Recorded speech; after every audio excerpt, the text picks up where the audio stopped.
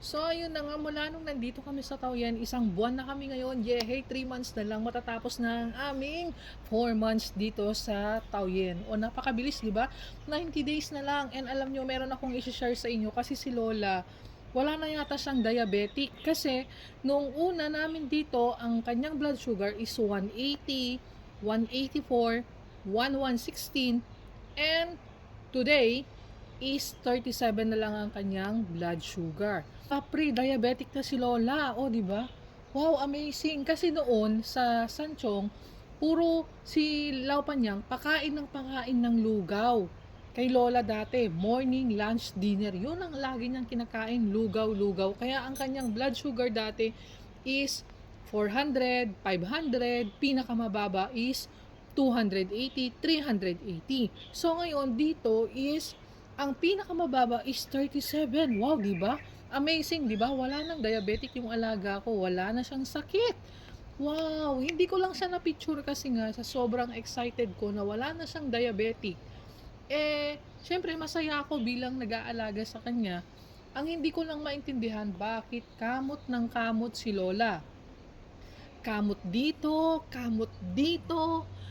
kamot kung saan-saan. And tapos sa gabi, tinatanggal ang kanyang pampers and nakikita ko talaga, kinakamot niya yung private niya. Oh my God.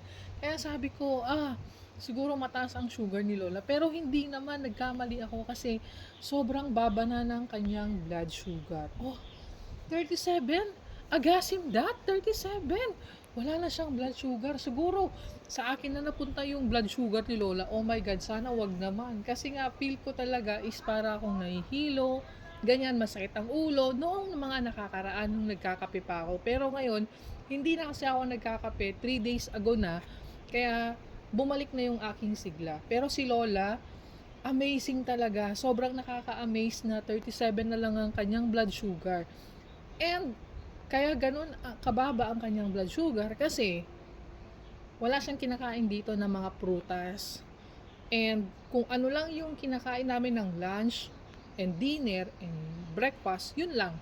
Hindi siya nagmemeryenda kagaya doon sa Sanchong. Laging binibigyan ng apple, ng orange, si Lola ng mga prutas. Pero dito talaga is sobrang tipid. Kaya siguro bumaba ng todo ang kanyang blood sugar.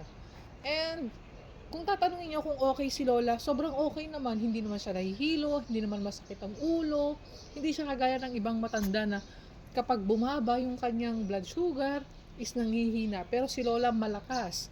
And kapag tumaas naman yung blood sugar, di ba sinasabi niyo na pupunta sa ICU or pupunta sa doktor, pero si Lola never na naging ganun. Kaya siguro talagang aabot pa si Lola ng 110 o 120.